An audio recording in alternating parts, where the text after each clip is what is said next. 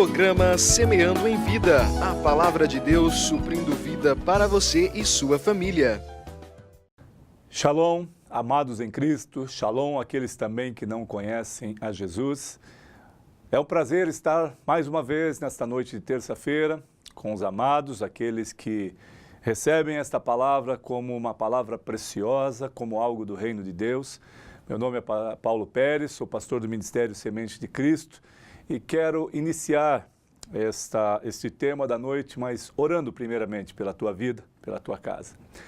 Senhor Deus, Pai querido, Pai amado, eu te agradeço, Pai, pela oportunidade de ministrar a tua palavra, de render-se ao Senhor, de estar submisso à sua vontade, conforme apraz ao Senhor, Pai.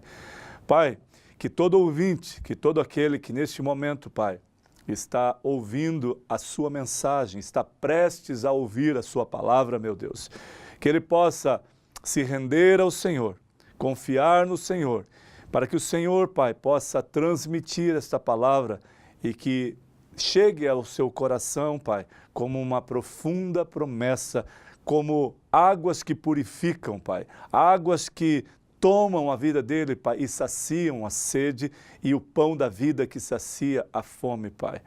Pai, que o Senhor estabeleça o seu governo, Pai, nas famílias, nos casais, Pai, de Alto Araguaia e de Santa Rita do Araguaia. Que o Senhor seja o Deus soberano na vida deles, Pai, para que o teu nome seja exaltado e glorificado e que toda a família, Pai, todas as casas possam, Pai, glorificar, louvar-te ao Senhor, engrandecer o teu santo nome pelos seus grandes feitos e o que há de fazer ainda, Pai. Sê com eles, Pai. Abençoa estas terras em nome de Jesus, Pai.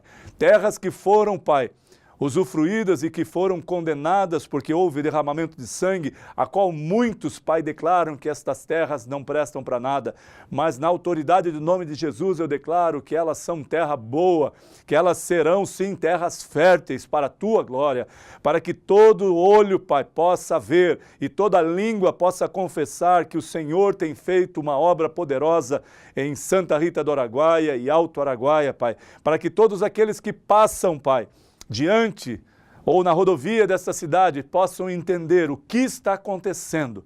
É porque o Deus poderoso está operando uma obra tremenda neste lugar. Eu creio fielmente e quero ver com olhos dos viventes, Pai, ainda, Pai, enquanto há fôlego de vida, na minha história, Pai, poder ver a transformação destas cidades através do poder da Tua palavra, do Evangelho e da manifestação poderosa da Tua graça, da Tua misericórdia e do Teu poder, Pai.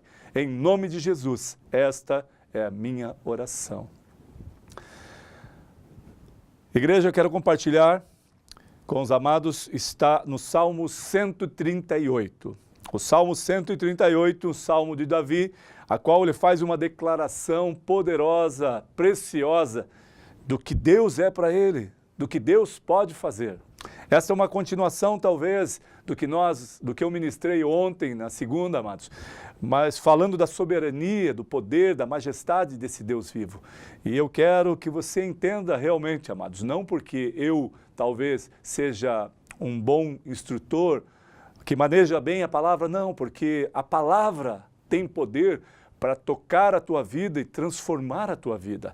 Ela é suficiente e capaz de entrar no teu coração, fazer morada e transformar a tua vida para a glória do Senhor. Olha o que diz o texto, do versículo 1 ao 8, nós vamos ler. Render-te-ei graças, Senhor, de todo o meu coração, na presença dos poderosos te cantarei louvores.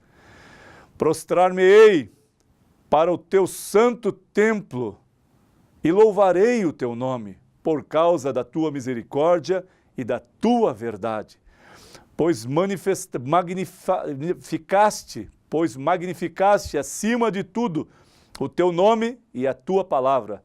No dia em que eu chamei, tu me acudistes e atendeste, alencaste toda a força de minha alma. Render-te-ão graças, ó Senhor, todos os reis da terra, quando ouvirem as palavras da tua boca. E cantarão os caminhos do Senhor, pois grande é a glória do Senhor. O Senhor é excelso, contudo, atenta para os humildes, os soberbos, ele os conhece de longe. Se ando em meio à tribulação, tu refazes a minha vida. Estendes a mão contra a ira dos meus inimigos e a tua destra me salva. O que a mim me concerne, o Senhor levará a bons termos. A tua misericórdia, ó Senhor, dura para sempre. Não desampares as obras das tuas mãos. Aleluia. Amados, que revelação, que intenção tremenda do salmista, de Davi, em detalhar, escrever que ele renderia ou render-te-ei graças, ele declara. Ou seja, amados, Davi, como nós, às vezes nós passamos por certas situações que nos ferem, que nos machucam e que nos fazem pensar o que está acontecendo, por que Deus permitiu isso. Mesmo que Davi, passando por essas situações difíceis e situações até mesmo de extremo domínio das trevas, a qual queria ceifar a vida de Davi, a qual queria que ele morresse, literalmente. Davi, quando entendia as perseguições dos seus inimigos, quando entendia que não era capaz de entrar em guerra sem que o Senhor estivesse com ele, Davi se rendia ao Senhor, estabelecia, render-te-ei graças, Senhor, de todo o meu coração, na presença dos poderosos, e cantarei louvores. Sabe o que está dizendo, amados? Que diante de todos os grandes, de outros reinados, ou até mesmo aqueles que estavam ao seu redor, que se rendiam a ele, que também eram reis, ele declara, render-te-ei graças diante ou na presença de todos os poderosos. Davi jamais se envergonhou de dizer que ele era totalmente dependente do Senhor. Eu e você, às vezes, amados, levados pela nossa soberba, em alguns momentos, levados pela nossa autoconfiança ou complacência, aquilo que nós estamos acostumados a fazer, habituados a fazer várias vezes, achamos que não precisamos mais de Deus. Achamos que somos suficiente capaz de exercer as coisas sem perguntar para Deus, sem orar e sem sequer falar com Ele. Porque nós decidimos caminhar sozinhos em alguns momentos. Nós decidimos pela nossa autoconfiança achar que já podemos e crescemos tanto que já podemos caminhar sozinho. Mas a palavra que Davi revela, ele está falando, olha, Senhor, eu render-te-ei graças ao Senhor diante de todos os grandes, diante de todos os reis. E eu me prostrarei para o teu santo templo e louvarei o teu nome por causa da tua misericórdia e da tua verdade. Olha que coisa tremenda. Ele está declarando que Deus, eu louvarei de todas as minhas forças por causa da tua misericórdia. Tu és maravilhoso. Porque Davi estava dizendo, eu era para estar morto, não sou nada sem ti, mas a tua misericórdia, a tua graça me alcançou e me deu a oportunidade de vida. A graça do Senhor, a misericórdia do Senhor é que permite que eu e você estejamos vivos ainda, amados. Entenda isso. Talvez alguns que podem assistir, amados, esta mensagem podem pensar, não tem nada a ver com Deus. A hora que eu tiver que morrer, eu vou morrer. Se eu tiver que viver mais, eu vou viver sim. Mas é um decreto do Senhor, é estabelecido por Ele, é uma permissão do Senhor, porque Ele é soberano sobre todas as coisas. Então entenda que a misericórdia que te alcançou, a graça, é que te permite ter o fôlego de vida, que te permite ter força, que te permite ter esperança plena e confiança nesse Senhor. No dia em que te clamei, tu me acudiste, tu me deu força na minha alma. Ele está dizendo que quando nós clamamos, amados, quem vai nos acudir é o Senhor, porque não há outro a quem recorrer.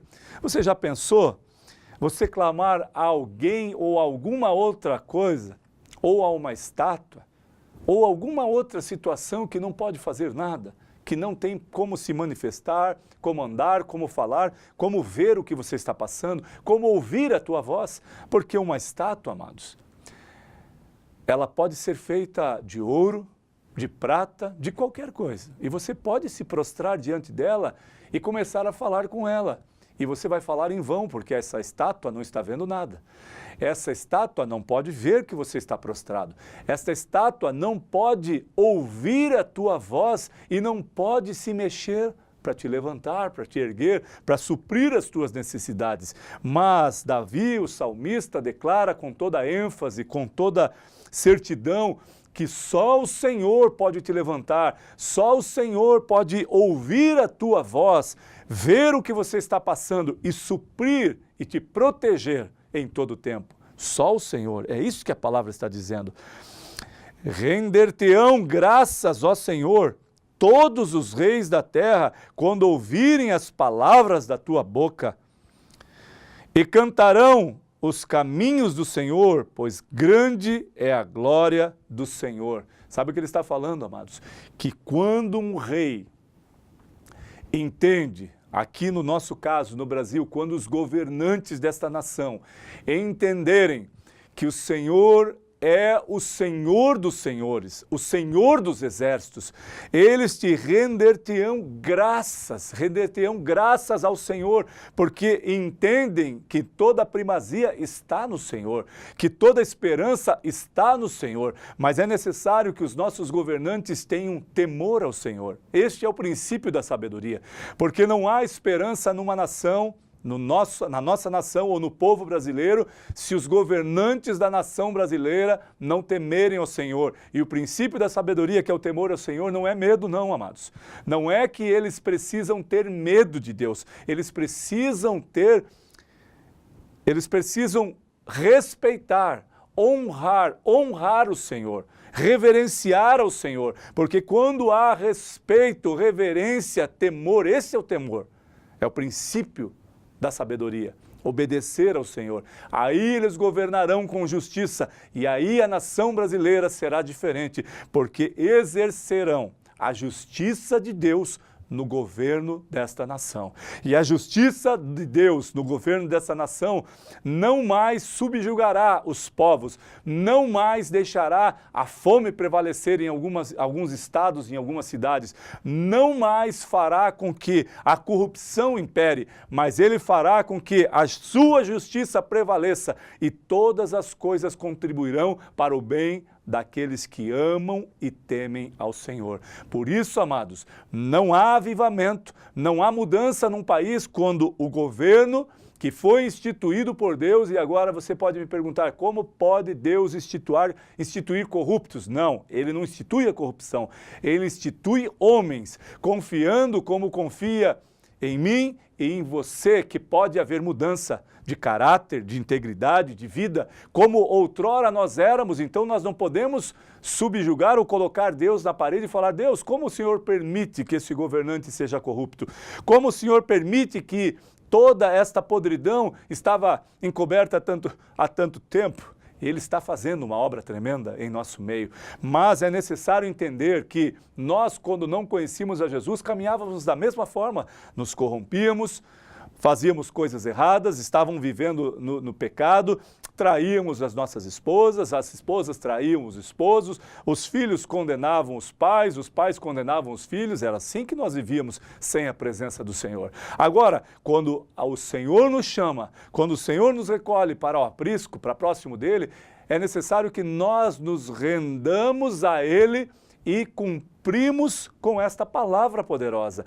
Da mesma forma que os governantes, quando entenderem este poder, esta majestade, aonde a palavra dele declara que quando ouvirem as palavras da tua boca, do Senhor, então, amados, é necessário que nesses tempos hajam profetas, não profetas que falam que você vai ter, que você vai ser, não, profetas que possam declarar a verdade de Deus para os homens, para os reis dessa nação, para aqueles que estão sob domínio do governo e dizerem: olhe, e falar uma palavra poderosa do reino de Deus para que eles sejam impactados, tocados e que o Espírito Santo de Deus ministre os corações deles para que a justiça de Deus seja plena na nação brasileira, para que as coisas aconteçam conforme a justiça de Deus. E ele continua, no versículo 6 ele fala, o Senhor é excelso, contudo, atenta para os humildes, os soberbos ele os conhece de longe. Amados, quando ele está falando que atenta para os humildes, ele tem um amor precioso pelos humildes. Aqui não está falando de pobreza. Está falando, pode ser um rico humilde e um pobre humilde. Ele está falando sobre humildade, aquele que exerce o princípio de ser humilde, de reverenciar esse Deus vivo, de contemplar a glória de Deus e ser participante desse reino, ser colaborador desse reino, ser uma pessoa que é humilde de coração, que não se ensoberbece, que não acha que é o melhor, ele é humilde de coração e mesmo que ele tenha alguns valores, tenha muita inteligência, muito dinheiro, isso não engrandece ele, mas ele é humilde de coração, ele compartilha, ele aceita outras opiniões, ele ajuda pessoas. Esse é a vontade de Deus, amados. E ele fala que ele se agrada e conhece o soberbo de longe. Sabe Deus, a palavra de Deus diz que ele resiste ao soberbo. Sabe o que é resistir? É estar olhando, amando, mas resistindo a uma vida por causa da soberba. A soberba nos afasta de Deus, não ele se afasta de nós nos afastamos.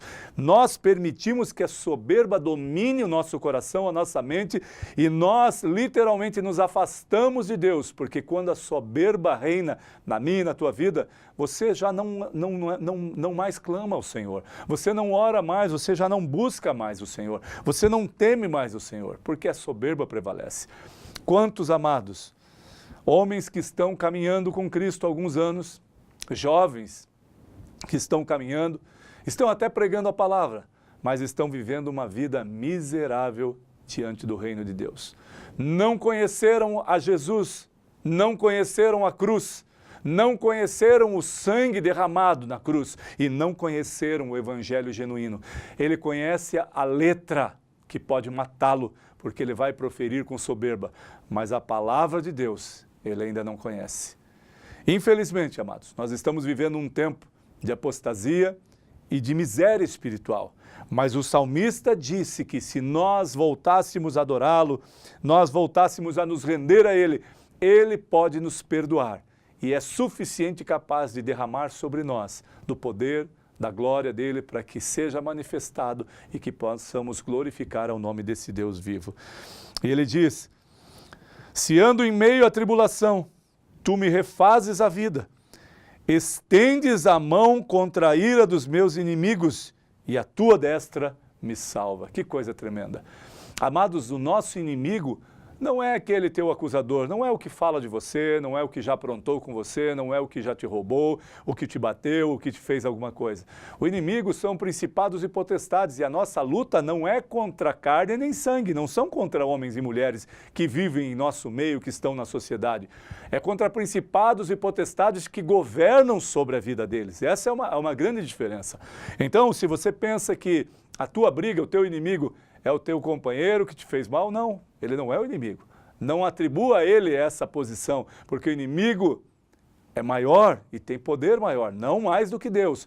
Mas a nossa luta, eu afirmo, não é contra carne nem sangue. A palavra de Deus diz isso, é contra principados e potestades.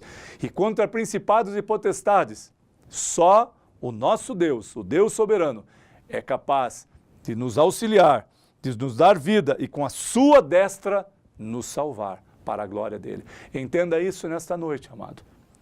Confie no Senhor, dependa dele, entenda esta fidelidade de Deus para conosco, mas ele quer contemplar que você seja humilde de coração, que você se renda a ele, que você entoe louvores de adoração a ele e você o obedeça, para que ele possa derramar sobre você bênçãos sem medidas, para que o nome dele seja exaltado e glorificado.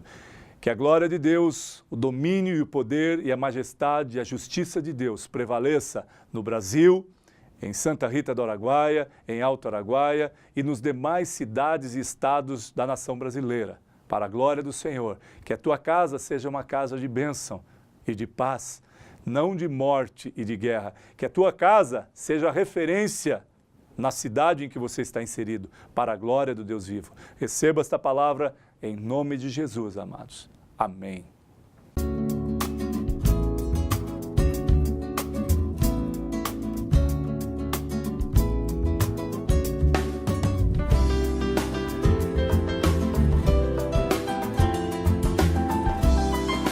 Programa Semeando em Vida, a palavra de Deus suprindo vida para você e sua família.